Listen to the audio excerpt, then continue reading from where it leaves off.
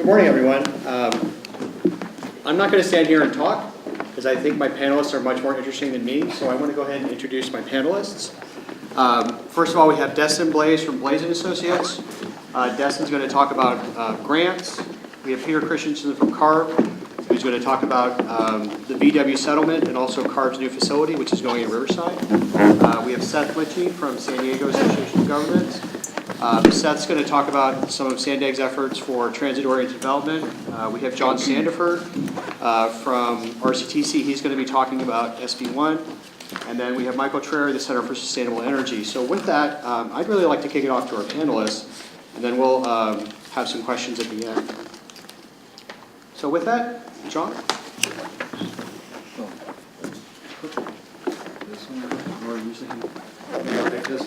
Good morning, everyone. Thank you, Chris, for having me. It's a pleasure being here, and I say that with sincerity. We've been reading about how everybody's been sick the last few weeks. Last week, there were some times I wanted to crawl up in a corner and not wake up for a while because I wasn't feeling well.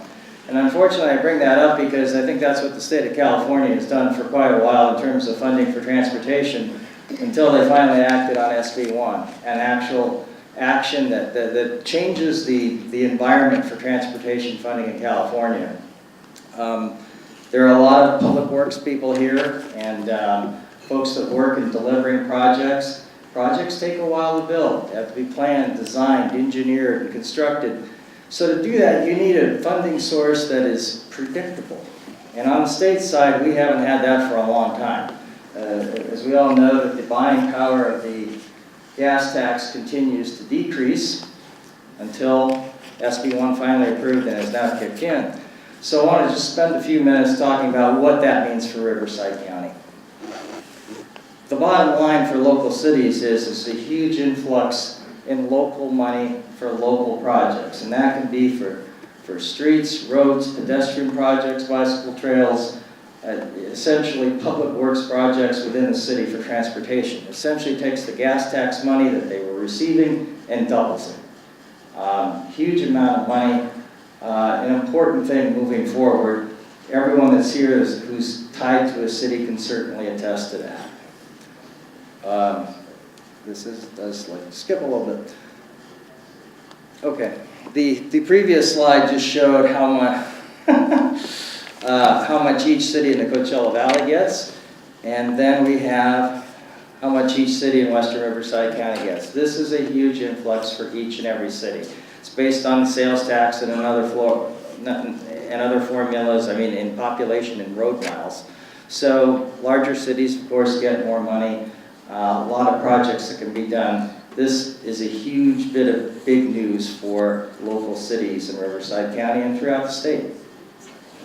That was my fault. Moreover, besides the local funding component, there are a number of formulas and other programs that will bring money to not only the cities, but to transit operators. We've heard from RTA, there's other transit operators in Riverside County, such as Sunline in the Desert. Other agencies that receive money, agencies like ours. There is a lot of money to be had here for Riverside County. When you look at those figures, those are more than just projects and services. These are jobs. This money really makes a difference in an economy and is an important part of it. So think about the economic impact, essentially when we hear talk about potentially repealing SB1. It's not only the projects we have planned, the needs we have here, but think of the jobs and the impact that has on people. In terms of program categories, there are a number of them available. The local partnership is for counties that have a sales tax. We can take our money, use it as a match, and compete for local projects that are of a regional value. The congested corridors, a pot is for large category highways that need improvements. And of course, there's the Trade Corridor Enhancement Program. We've already heard about how our county here does get an inordinate share of its of impacts from freight and trucks and the like due to some of the warehousing needs. In terms of what are some of the potential projects that we will be applying for and looking for funding from these various programs, and this is coming very soon. Our commission, and I have a number of them here today, in attendance. They are getting their projects ready. They want improvements. Of course, even with SB1, there are probably more projects than we have funding available. But everything you have here, and I do apologize for those in the Temescal Canyon. That is a typo. It's not Temescal Canyon. Those are actual projects that are in some sort of development right now, as well as rail service to the Coachella Valley and additional tow truck service throughout the entire region to help people in need during commute hours. We are also adding a number of projects and services. This is more on the operational side. This is additional funding for transit providers, transit capital projects. In addition to the additional rail service on Amtrak, we're working with the Coachella festivals to have special Amtrak train service on those weekends. So there's a lot going on.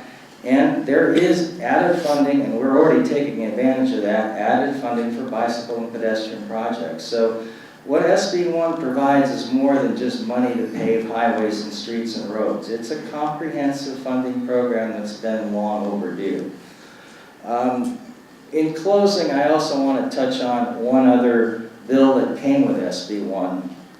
For years here in Riverside County, I think we've always worried that we don't always get our fair share, that we're often overlooked for the large, in favor of the other counties that get more attention. And this was a big change this time. Our Senator Richard Roth, our Assemblywoman Sabrina Cervantes really worked for additional funding in northwest Riverside County. And it made a huge difference. Without them, neither SB1 nor SB 132 would have passed.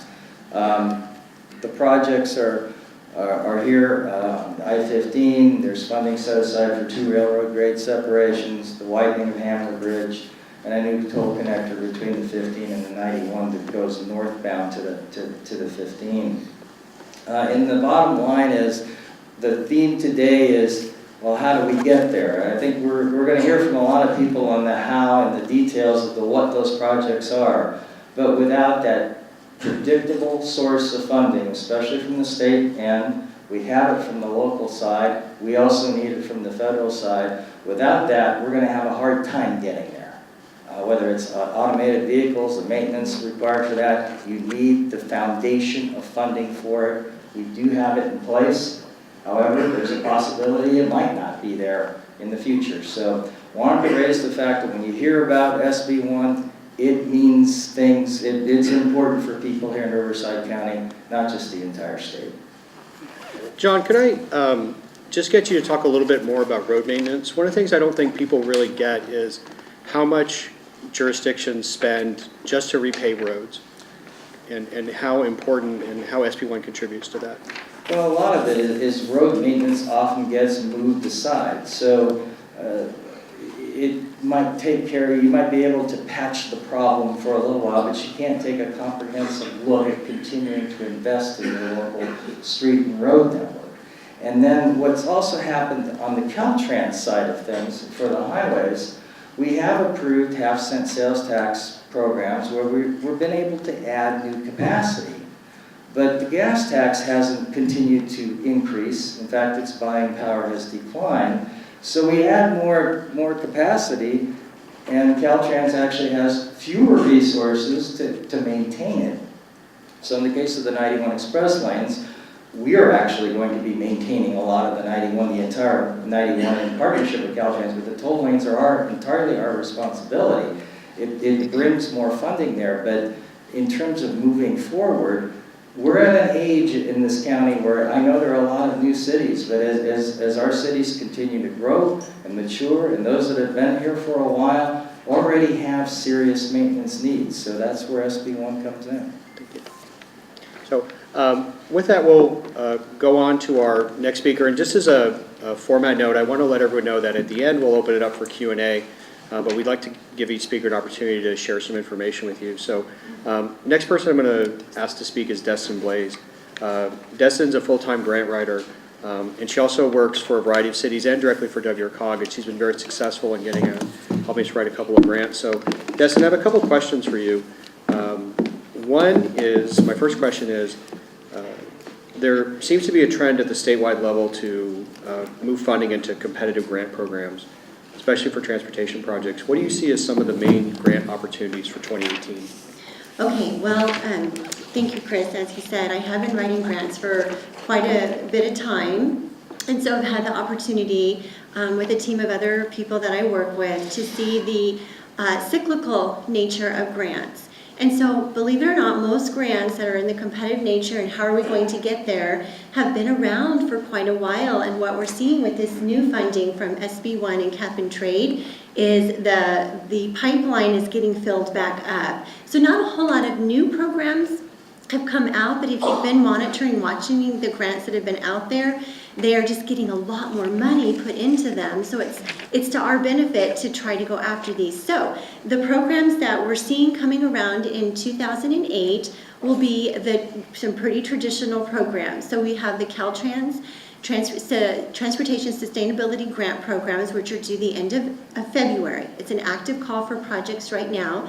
If you're interested in transportation planning, now these are, we get, most of our clients ask us, I need to design something, so I need to plan this actual project, like a road project or something. And we're like, no, that's not the kind of planning this grant is all about. This grant is about an actual plan that would have a table of contents and would say, this is our need, this is the public input we did. So like a Safe Routes to Schools plan for your whole community, or some kind of downtown redevelopment plan where transportation is the main nexus there. So that one is out, and you should be looking at it if you have a need for something like that. And remember that a lot of those planning grants where you have the plan, that feeds into your project grants then that come out, because a lot of the grants will say, has this project been identified in a plan? Have you talked about it? Or did you just come up with this last week, right? So you want to kind of think ahead on that.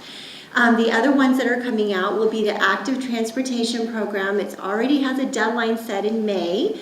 We're waiting on the final guidelines to come out, but that's another one. Someone asked about trail funding. So there is a trail component to active transportation, so you should be looking at that one. And again, a lot of these programs just have the money is just being poured into them, so there's a lot more opportunity. The other one would be Highway Safety Improvement Program, which will come out in June. So be looking, right now you can be looking at where are our accidents, both pedestrians, bicyclists, and then vehicle to vehicle. So that one you want to get with your police department, look and see what kind of accident data they're submitting. You can pre-position yourself now by identifying those areas in your community that are having the highest fatalities or injuries. And then we have, of course, the famous, well, it's not that famous, Environmental Enhancement and Mitigation Program. That's coming out in June as well. This one I love because very few people know about it. It's called EEMP, if you want to Google it.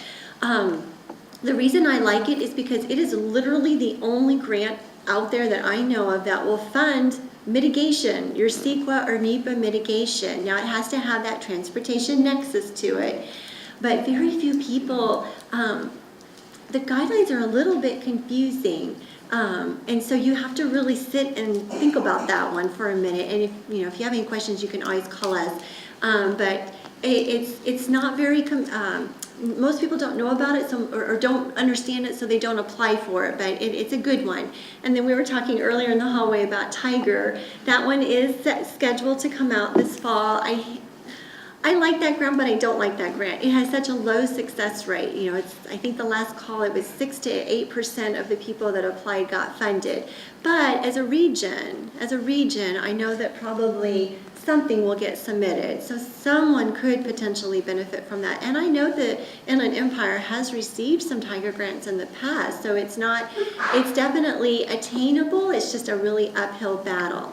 So those are the big ones. And we'll probably see a few more trickle in. There's an adaptation planning grant that Caltrans has out right now. That one's due in February as well. A little bit more dealing with climate action. All dealing with transportation, but climate action related as well. Did we tell them about the table? Yeah, okay. So I'll just use this opportunity with this question as well. So if you're a member of WorkHog, every other Thursday there is a table that's being published of all the grant opportunities, not just transportation. So you need to be, if you don't have that email coming to your inbox, you can see Chris and they'll make sure that you get your name on it.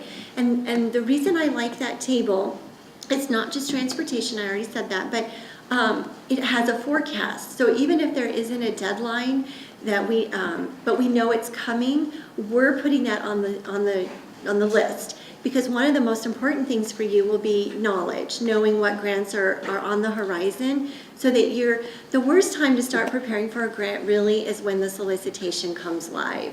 Because now everyone's in a panic, and now the clock is ticking, and all of a sudden you have 3 other things that someone asked you to do, or that are priorities, or staff is, there's a problem.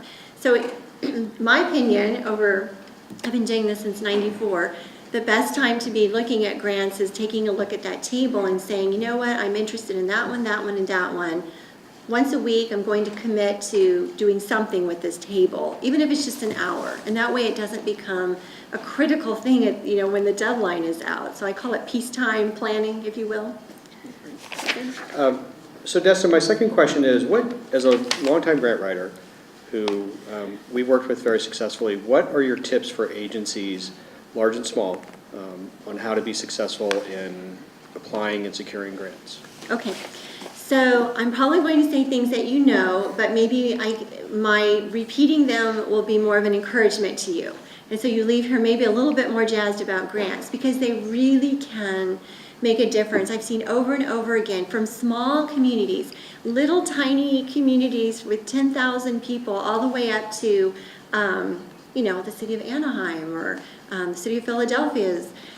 So here's what you got to do, and it all goes back to that peacetime, is first of all, know what that grant is trying to fund. And so have you ever read a grant solicitation and you close the book and you're like, I still have no clue what that grant is trying to fund? Happens to me quite a bit, because it's all written in government speak and you're like, I don't get it. So here's what you need to do. Go back, more than likely it's a grant that's been around, go back to last year or the year before and see who got funded and what their projects were. And all of a sudden the light bulb should go off. Oh, okay, that grant wants to fund this, this, this, and this. Now that you have that understanding, now go and make sure that you pick the right kind of project to submit. And what I do, Chris, before anything, I go to the scorecard, because most grant solicitations will say, this is how we're going to evaluate your project that you submit to us, and they'll maybe even give you points. Like, we will give you, there's a grant out right now, we will give you 2 points if your concept plans are done. We will give you another 2 points if your permits have been pulled. We'll give you another 2 points if your bids are ready to go. And they're thinking, oh my goodness, 2 points, 2 points, 2 points. But it all adds up, right? So score your project idea before you even put ink to paper or, type it up. So that's a good thing to do. Also, make sure you can meet all the criteria. If there's a local match and it's 1-for-1 and it has to all be cash, and you don't have cash, don't submit. You're already starting down at either you're not eligible or you're starting way down in the point system. So make sure your project is really strong and it's what they have funded in the past or something they're interested in.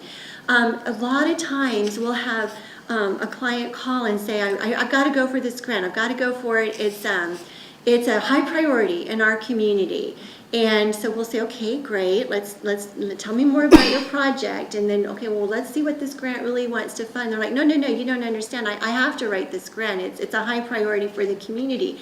And at the end of the day, I hope you can read between the lines from what I just said.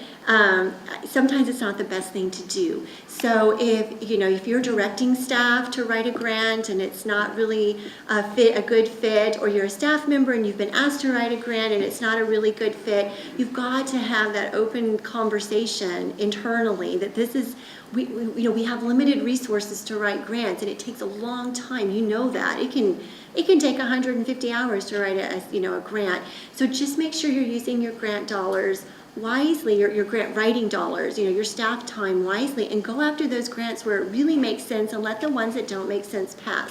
And this is the last thing to do. make sure, if you can at all, talk to the funding agency that will be giving out the grants. There's Caltrans here. Make sure you get to know those folks, and make sure you get to know RCTC and WorkHog. So when you come and say, hey, I'm going to go for that trail project, then Chris is like, yeah, you know what, you do need that trail. I'm going to write you a letter of support. So you've already been networking. The funding agencies already know your name. They're like, yeah, okay, you know, Sue's going to come in with this grant. Let's help her out. And this is my takeaway for the day, and then I'll be quiet. If you're not successful, don't bury your head in the sand and say, oh, dearest me, I'm terrible. Go get a debrief. Most people, this is like the secret in the box. So I just opened the box up and gave you a secret in our industry. Go get a debrief. They're scary. I still get butterflies in my stomach, especially when a client's on the phone with us. I'm like, oh gosh, what? You know, I'm always a little nervous before, but they're always so nice. They're always like, we're so happy you applied. These were the good things in your grant application. These are the things I think you should probably work on next year. Ask for the evaluator's scorecard. A lot of times they'll send them to you, and you'll see in black and white what the evaluators thought. And your success, your chances of winning the second time, assuming it was a good project to begin with, it just needed tweaks here and there, your chances of success in the next cycle just shot up immeasurably. A repeat is almost a sure, sometimes almost a sure thing. So don't forget the debrief at the very end, and hold your head up high and try again. Thank you. You're welcome. So another source of funding that some of you may have heard about is there's was a substantial fine levied against Volkswagen in terms of and related to some improprieties regarding their emissions. And so we have Peter Christensen from CARB here. He's going to talk a little bit about the VW settlement and also some of CARB's activities, and he's going to close with something really cool. So with that, I want to turn it over to Peter. Wow, close with something cool. I'm on the hook. I'm going to try staying on this side, just in case the folks on this side of the room feel like you're not getting all the respect that you get. And I know you want me to talk about VW, but I'm a bureaucrat from Sacramento and I have a life at stake. So I want to start with something a little bit different. I want to give you 3 reasons why this is a good time to be very optimistic in California. The first one is just simply that here in Southern California, the South Coast air basin, the air is getting cleaner. And I think that everybody in this room probably has a lot to do with that. And you should pat yourself on the back because it's an enormous challenge. South Coast Air Quality Management District has been a great partner, along with the other districts in the state. The air is getting better, and I think that sometimes it's easy to forget that. So that's number one, the air is getting better. Number 2, and I think you've heard this today, this is a really unique time because rarely have I ever had a chance to come up and say, we've got enough funding to do just about everything you want to do. Now that might be a little bit of an exaggeration, but I do think that we have more funding on the table now than we ever have in the past. In fact, if you look at the bigger portfolio of ARB incentives, and I'm not talking about the other incentives that Caltrans administers through the Cap and Trade program, just the ARB incentives this year through all of our funding programs for advanced technology and transportation, it's about $1.5 billion. That's billion with a B, and I still struggle with that because it's just an enormous amount of money. But it means that we have the ability to really take a big step in the transformation of California's transportation system to accommodate the new technologies that are becoming available. So that's number 3. The third reason to be optimistic is what's happening with advanced transportation technologies. You're probably all familiar. If you don't have one already, you probably have ridden in one. If you haven't ridden in an electric car, you've probably at least seen one on the roadways, right? And they're becoming more and more popular. Part of the reason why that's happening is that costs are coming down. The state is there to support those with incentives through, you've probably heard of the Clean Vehicle Rebate Project, or CVRP. There's a number of other programs out there that are helping provide incentives for light-duty vehicles. But I'll tell you what is most inspiring to me is what's happening in the heavy-duty sector, and that's what I'm going to talk about today the most. electric transportation fuel cell technologies that are making their way from all the lessons learned in light duty fleet and now finding their way into heavy duty.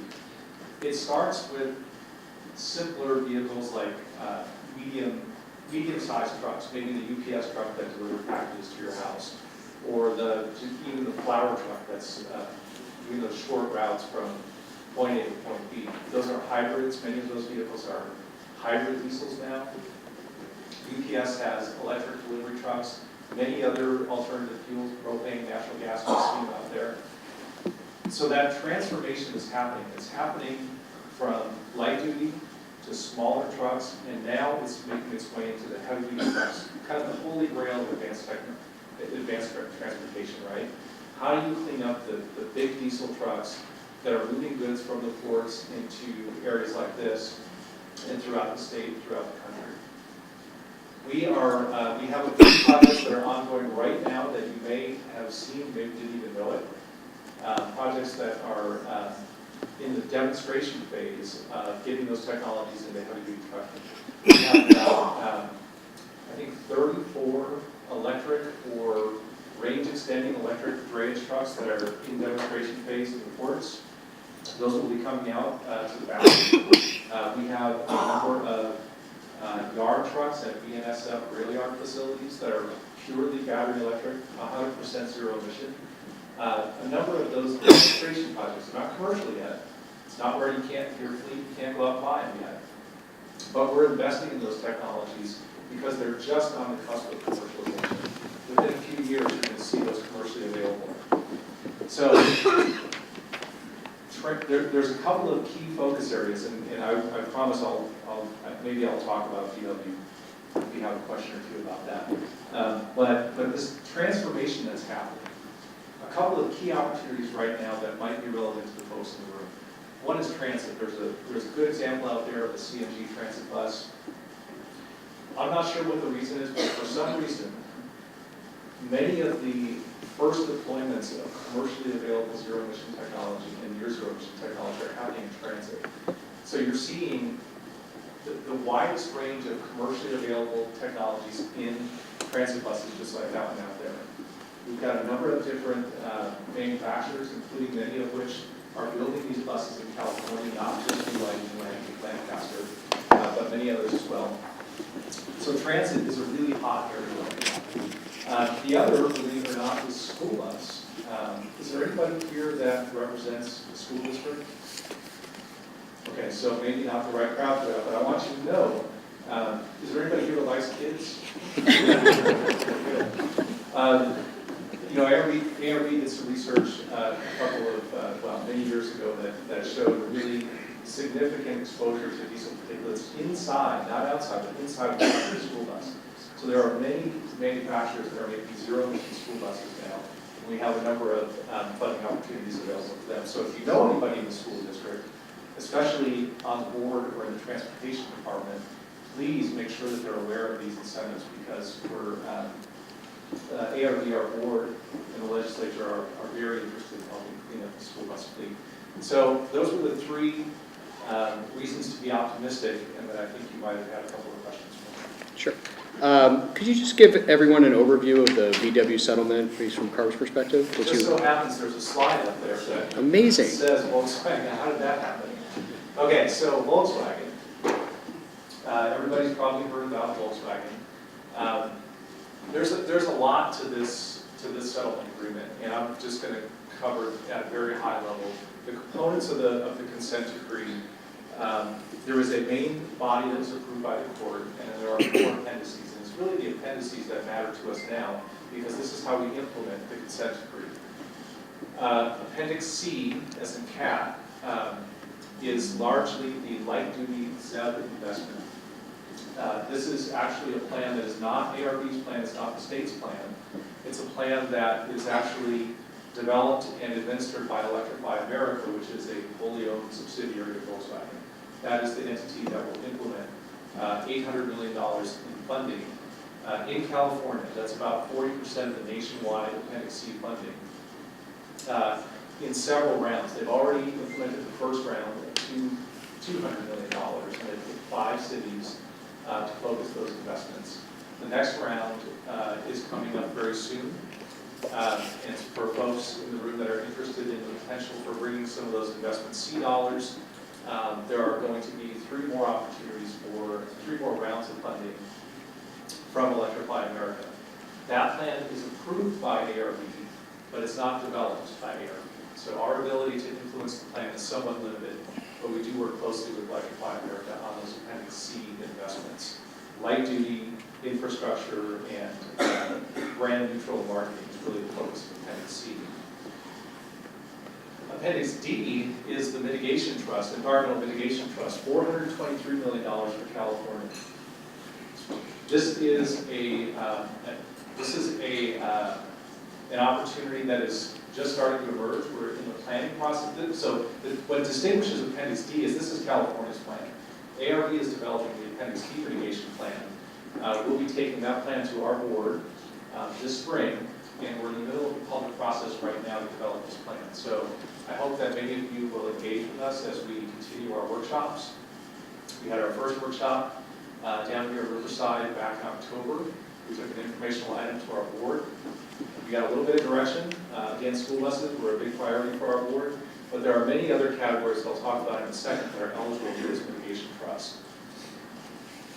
Those dollars, if you're interested, will probably start to flow into projects around the late fall of this year.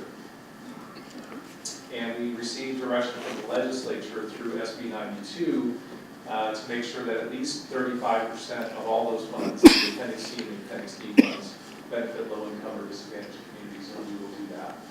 Okay, now I'm going to attempt to use the clicker. Okay, these are some of the opportunities for funding that are available from Appendix D. You can see school buses there, transit buses, port and cargo handling equipment, switcher locomotives, unfortunately not passenger rail, just switcher locomotives, and trucks, including drayage trucks and other freight trucks.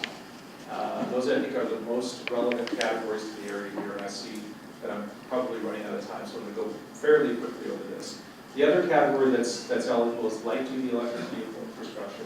So to the extent that the Appendix C investments and the other investments that are being made in California don't provide the EV infrastructure in all parts of the state, including right here, we do have an opportunity through Appendix D. So I hope that you'll engage with us as we develop that plan. And I'll just give you a little preview. We're planning our next set of public workshops. We are going to have one down in this area. It's going to be in Montana. It'll be in the first week of March. It's not publicly announced yet, but that's a little preview. So mark that on your calendar, please. We'd love to see you there. Oops. Okay. Unfortunately. Okay, so I'm not going to go through this. This is the process that we're in the middle of right now.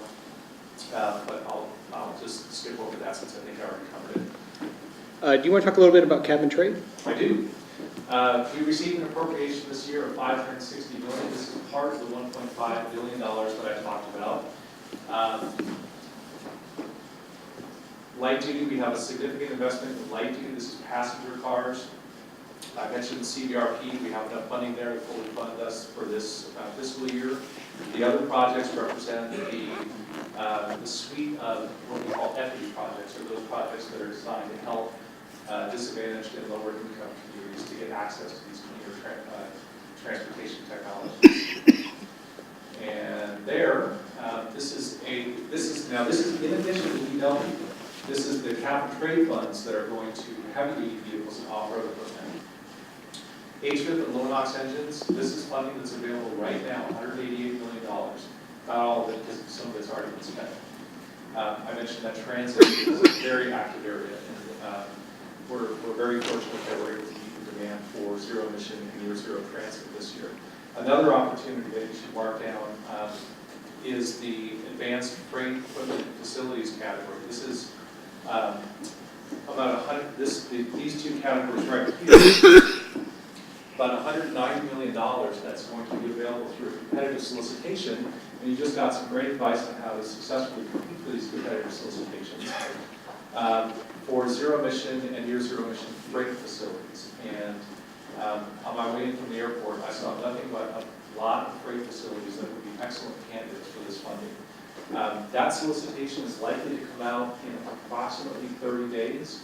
It's just finishing up now up in Sacramento, and it will probably be out for about 90 days. The most important thing that I would add to what you heard earlier about solicitations is building a really good team. For our solicitations, the team consists of a grantee, which is usually a public agency, a manufacturer, a technology manufacturer, somebody that builds vehicles and equipment, and then an end user fleet. This is the time right now to start building those teams if you're interested in competing for these funds. That's a little bit more on freight funding there. I think I covered that, and then I wanted to close with a pretty picture, but this is a lot more than a pretty picture. This is our an artist rendering of our new Southern California headquarters. This is going to be located near the UC Riverside campus, and I had a couple of interesting facts and figures about this that I wanted to mention today. This new headquarters is on a 19-acre site. The building will be 380,000 square feet and will house about 460 employees. It will be the largest and the most advanced vehicle testing facility in the world. And it is, I think it's notable that it's a net zero energy. It's the largest net zero energy building in the nation, LEED Platinum. It will be complete in early 2021. What's really significant about this, I just talked about the VW settlement. That VW cheating would have never been discovered if it wasn't for the folks, if it weren't for the folks that work at our existing facility in El Monte. That facility was built in 1971. It's aging. It was designed around technology that's not even on the road anymore. And with all the new technologies that are coming out now, this new facility with a focus on heavy-duty vehicles, in addition to the light-duty testing that we'll do there, is really, really needed in California. We're very excited to be new neighbors in Riverside. So with that, thank you very much. Thank you. Our next speaker is Michael Trary from the Center for Sustainable Energy. Michael, I wondered if you could talk a little bit about public fleet procurement of alternative fuel vehicles, particularly what happens if some of the current incentives go away and how that might affect the ability of our member agencies to procure some of these low emission and alternative fuel vehicles. Sure. So I think the bigger picture is just to acknowledge how challenging procurement can be for public fleets to begin with. A couple of questions to think about: how many fleets today have a vehicle replacement fund in place?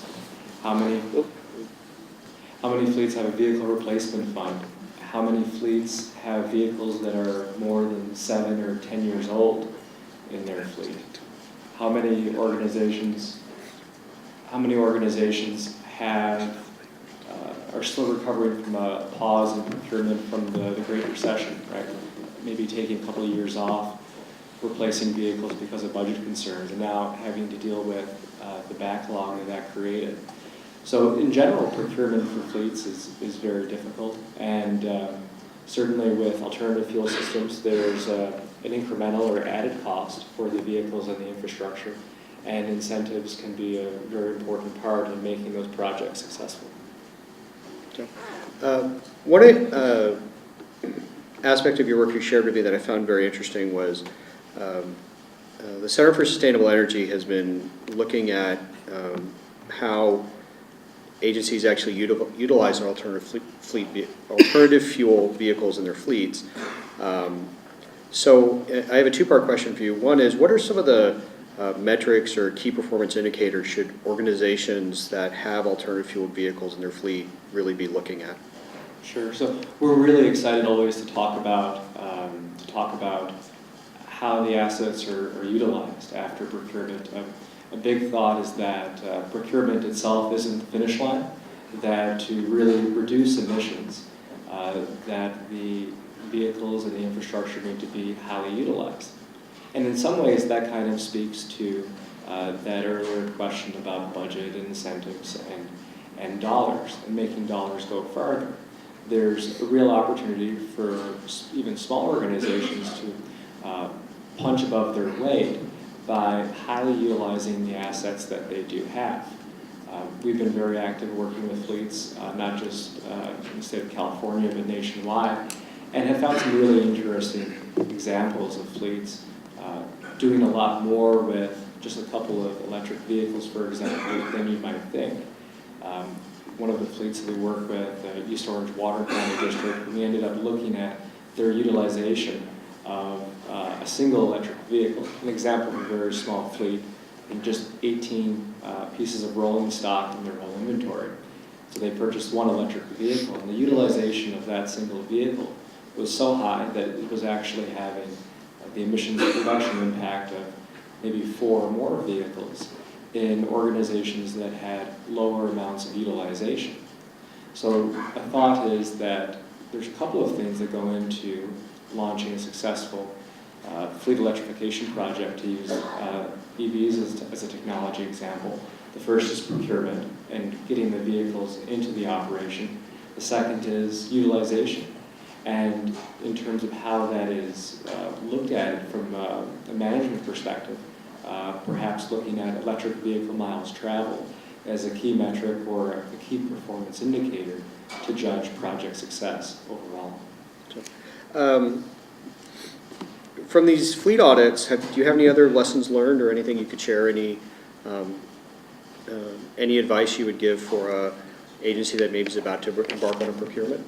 Sure. I mean, it's really exciting and a privilege to peek into organizations as they launch these, in many cases, what are pilot projects, their first 1, 2, 3 or more electric vehicles in their operation, and to see those experiences. For everyone, it's a learning experience. For every organization, it's a learning experience. And we see some great things, and we see some folks that are sort of scratching their heads through the process. Just as an aside, it's and I can think about this as a personal experience. I don't know if folks remember when the first hybrid vehicles came into their own organizations years ago, but I can recall the organization that I was with at the time that it went to headquarters, and it was I think assigned to a director or senior director, something like that, in the organization.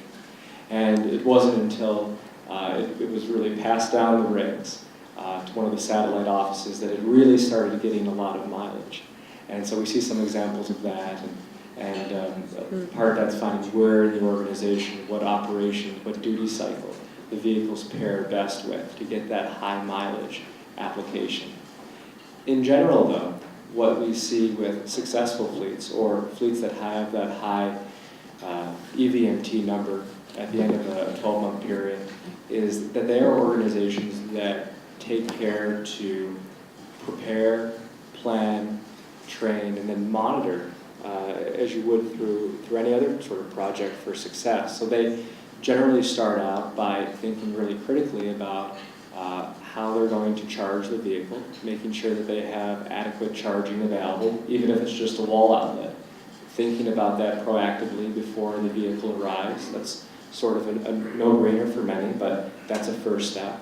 The second is planning in terms of goals and goal setting. Most organizations that are purchasing EVs don't necessarily sit down as an organization or as a team or whatever unit and think about what their measure of success will be. What we suggest many organizations do, depending on their individual circumstances, to sit down and set out some goals, and preferably a goal related to electric vehicle miles traveled. And saying as an organization, we want to commit to this level of utilization to ensure that we're having a real and significant emissions reduction impact, that our investment in the electric vehicle and in the charging infrastructure pays a real dividend in terms of emission reductions. The second thing in terms of preparing and planning for this EV to come into the organization, this first, second, third, or more EV, is to think about training. And that's something that fleet staff are very used to thinking about in terms of bringing new equipment into the organization, what training is being provided to staff to use it. In most offices, if you receive a new Xerox machine, a new copier, the office manager may do a little run through on how to use it. Not all organizations take the same approach to an electric vehicle. And so simply going out and showing staff how to charge the vehicle, how to drive it, particularly if it's a motor pool vehicle that's going to be circulating between drivers, can be very helpful in terms of creating a level of comfort and familiarity with the vehicle, so that staff choose the EV over the older conventional vehicle that they're more used to using. Well, thank you. With that, we're going to give our last panelist from Sandag an opportunity to share some stories, some of their success stories. Seth, it seems that Sandag has invested very heavily in active transportation and transit infrastructure. However, like most transportation agencies, you don't have direct land use control. Can you talk about how some of these, how your transportation investments have yielded positive land use outcomes? Absolutely, and thank you, Chris, for inviting us here today. I think that's a very valid point. Sandag does not have land use control. We don't make the decisions about what gets built and where it gets built. But I think similar to what we've heard from this panel today, the power of the purse can be a real catalyst for change. So what Sandag did to basically start basically getting into the business of funding these kind of improvements that are needed was to take a look at our existing and planned transportation system. From there, and that's what's identified in our regional transportation plan. From there, we've identified, and it's a little difficult to see on this map, but these little circles are each identified as what's called a smart growth opportunity area. So where are the places that have that good quality access to transit? Where are the places that Sandag can start focusing its resources on to start encouraging the type of smart growth development and changes that are needed in order for us to start moving the needle on different types of transportation outcomes. So as you can see from this map, there are a variety of areas, a variety of place types. It's not just something that's centered around the urban core. It's centered in areas that have different needs, different types, but all have the ability and all have the future transit to support a smart growth area. So essentially what Sandag did, it has a half-cent sales tax called Transnet that was approved in 2004.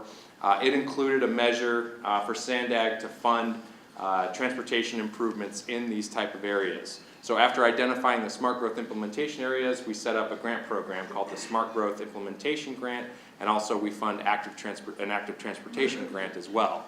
And so I just wanted to show a couple of our success stories of places that have used those grant fundings and kind of what we've seen from it. This is an example, and these are all in our suburban areas. These aren't necessarily in downtown San Diego, although we have funded some projects there as well.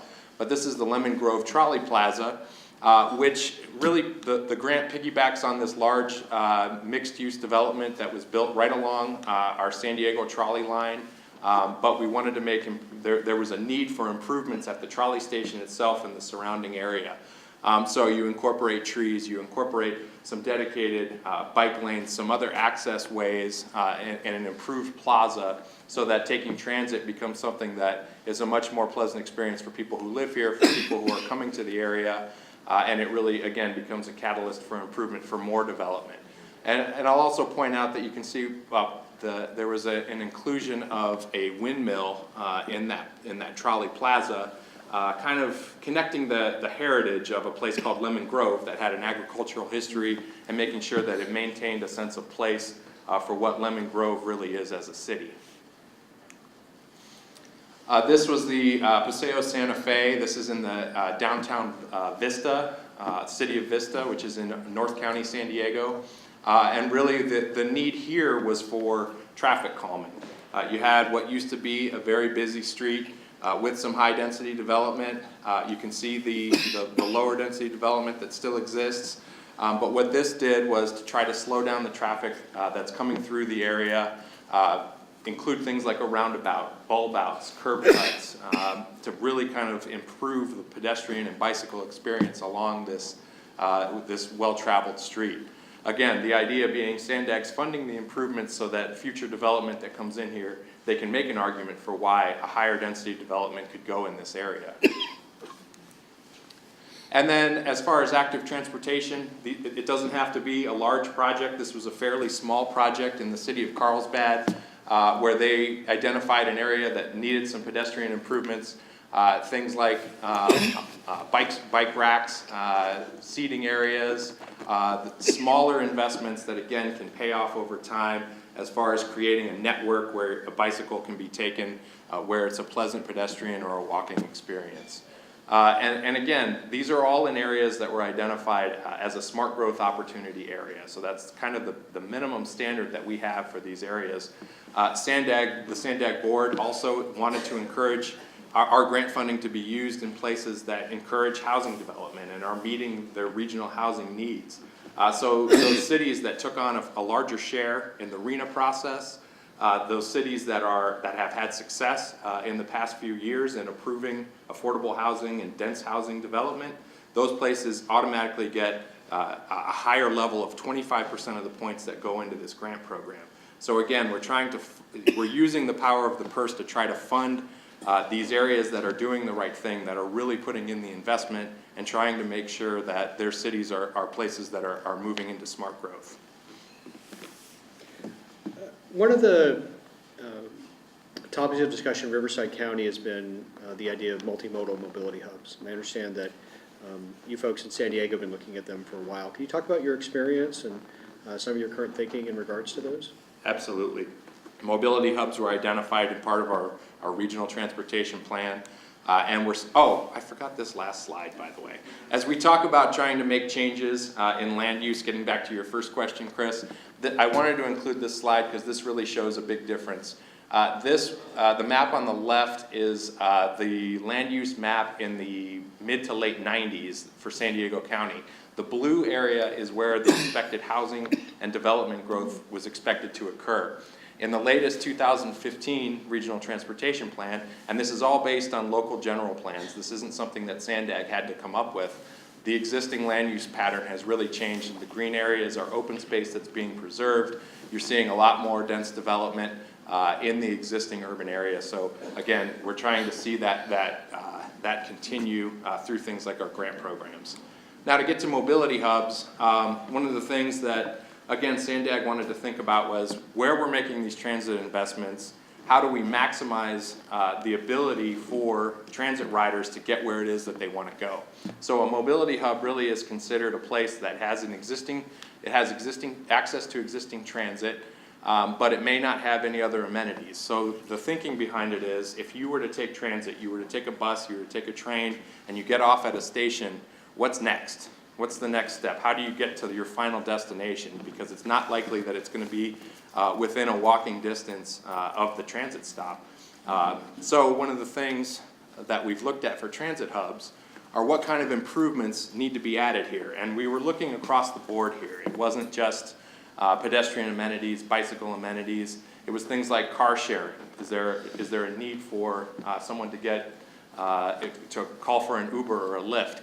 Can that be something that's incorporated into the mobility hub? There are things like shuttles. If a business has a shuttle that it's sending to a transit stop, is there a dedicated lane where that shuttle can stop and pick up people who are getting off of the bus or getting off of the rail system? It was incorporating things like technology, making sure that there are adequate signs that show when the next train or the next bus is coming.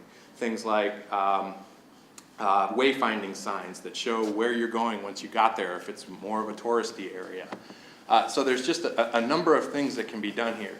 Car sharing, bike sharing, all these things. It really is an expansive look at what transportation options are going to be the best for a given transit station. And so as part of our implementation, we're looking at areas where Sandag is making an investment in transit. This is one of our mobility hubs that we're looking at is in an area that's called the Balboa Station. This is along a brand new transit line that's under construction right now. It's an expansion of the blue line of our trolley system, so it'll go from the border of Mexico all the way up to the University of California, San Diego. So it's a big expansion of an existing line. And one of the stops will be at Balboa Avenue. So what we've looked at and what we've mapped out to try to determine what would be the best use of a mobility hub here was to map the 5-minute walking distance, which is this kind of little inner ring here, 5-minute biking distance, which is bigger, and then also a 5-minute driving distance, which pretty much takes up this entire map.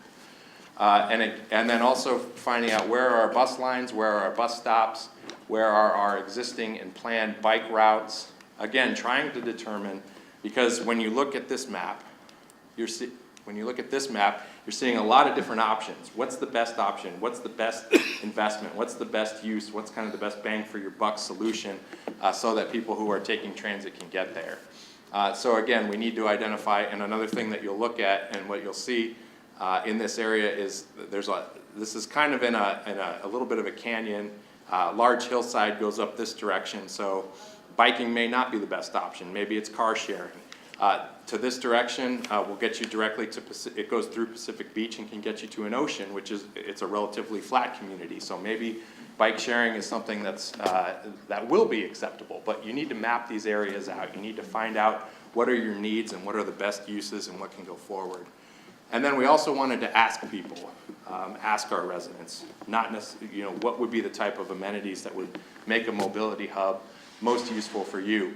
So we have a public participation tool that's online right now that not only shows and lets residents pick where they think a mobility hub would be most useful, but lets them provide what they think at that location would be the most useful amenities. So we have what we have, and you can't see it on this slide, but we have a list of different amenities. This is one that's being shown of bike racks. If you think bike racks would be helpful, you could put that in your top 5. If you think better technology or wayfinding signs or any of the other mobility hub components would be helpful, we try to make sure that that's an option, and then we'll have basically feedback for, at this specific site, these are the top 5 amenities that people view as the most important. And again, you can start making your investments there.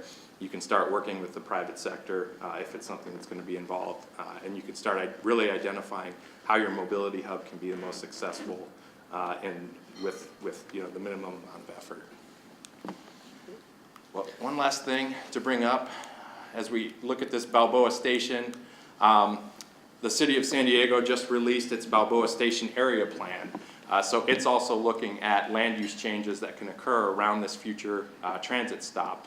And I just wanted to bring this up because this was a project, this was a plan that was funded with our Smart Growth Implementation grant program. So it all kind of comes full circle where SANDAG is willing to fund the plans that can go into make land use changes in the areas that can become future mobility hubs. Thanks a lot, Seth. I wanted to now open it up for questions from the audience. We have time for a couple of questions. I'm sure some of you have some. If you don't, I'll fill in the gap by telling terrible jokes. So if you don't ask any questions, I'll have to, and don't be shy. In the front. I'm going to apologize, Mr. Stanford. I can see you don't feel well, but this one's for you. I just wanted to know what we have in Riverside County is we're moving goods from the ports of Los Angeles and Long Beach through our communities out to the eastern states as the ports unload. And what we see is the pressure on the infrastructure, on the railroads and our congested corridors. My understanding is SB1 Congested Corridors Program does not fund additional capacity for the 91 corridor. My question is as we move all these goods from one side of the country to the other, and they come through this area, what is RCTC doing? What are we paying for? Where are we paying for the upkeep and the added pressure on our roads? And how do we alleviate some of the stress? I know that the tollings supply the funding to maintain those roads, but as the pressure is on the 91, the 16, and 15, as we get more trucks on there, more wear and tear, what are we doing to upkeep those roads? And what do we do to reach out to the rest of the country that says, hey, we're moving your stuff at our expense? Could probably spend an entire day talking about that. There are a lot of areas that we're looking at there. We work closely with SCAG, and I know Hassan's speaking after lunch. There is a regional effort to try to look at goods movement throughout the entire region, because it goes beyond just the 91. Obviously, you already mentioned the 60, the 10, the 15. So we're looking at a regional approach in that regard. We're also working very closely with some of with the railroads, looking for more efficient ways of moving goods out throughout the area. With that comes the need for mitigation, railroad grade separations, which we've tried to fund. And finally, we're working on, it's a truck study that was brought on by one of the larger developments here in Moreno Valley. And this is a county-wide study to possibly develop a fee program to where larger sized logistics facilities would be required to pay into a fund to improve freeway-related and street-related needs in areas that are impacted. And the only way to do that is to try to look at it in a more larger view, a county-wide view, rather than in each little section. So I can't really point to anything that's essentially going to be solved in the next year or so. But it's certainly a priority that we are continuing to work on. It is something that our board's directed us to make a priority. A lot of what you've seen in the last few years in Riverside County is a result of that. We've funded a lot of grade separations countywide in Riverside, in Corona, a little bit farther to the east in other communities as well. That doesn't address your main question of the actual demand and more throughput through the area, but it is an important mitigation. And we're also trying to work with some of the other technologies in terms of lower emissions and the like, but it's going to be an ongoing challenge and problem. John, so WCOG is a partner in your truck study, and I just want to share with everyone that RCTC did a very detailed data collection effort on actual truck trips, and one of the the initial conclusions of the study is there's actually a significant amount of truck travel that's local. That there's 2.2 million people that live in Riverside County. Everything that comes to Riverside County comes on a truck, goes out on a truck. So there's a substantial amount of economic activity which is local, and not all of the trucks you see on the road are through trucks. There's a substantial amount of them, and when John concludes the study, he can tell you exactly where they come from, where they go to. But there's a substantial amount of truck activity that is local. That is due to the fact that we all buy stuff on Amazon, and there's a substantial amount of economic activity we're generating in this region. And so the issue when it comes to large trucks is there is both a local and regional component to that. And we're not sure if the local component gets as much attention as it should. But that being said, the pass-through traffic that was mentioned, that really is a national federal concern. It's an important part of the country's economy, and you would hope that long-term we'll see more of a federal look in funding for that as well. That's an area where I think the federal government really should step up, and we're trying to make that case. We have time for one more question. Anyone in the back? Hold on, we're bringing a microphone to you. I have a question about the last speaker. You mentioned the fire on the Balboa station. You mentioned the 5-minute biking distance. And I was impressed by that because we usually hear and see a lot about the 5-minute walkable distance. So how many miles was that? Was that about 1 mile? Yeah, roughly a mile. Again, the terrain played an impact on how that map came through. Okay. Also, having to cross underneath I-5, there were limited access points. So that's why you see to the west of I-5, the 5-minute ride gets shortened. Okay, thank you. So with that, I would like to take, our time is up. I don't want to keep you all from lunch. I do want to thank all our panelists, and I want to remind everyone that we'll all be sticking around through lunch, and part of the purpose of lunch is really for a networking and discussion. And so if you have further questions for the panelists or you were a little shy, we're actually all really nice people. Feel free to come up and talk to us individually or as a group, and we'd be happy to share the information. So thank you very much. Thank you.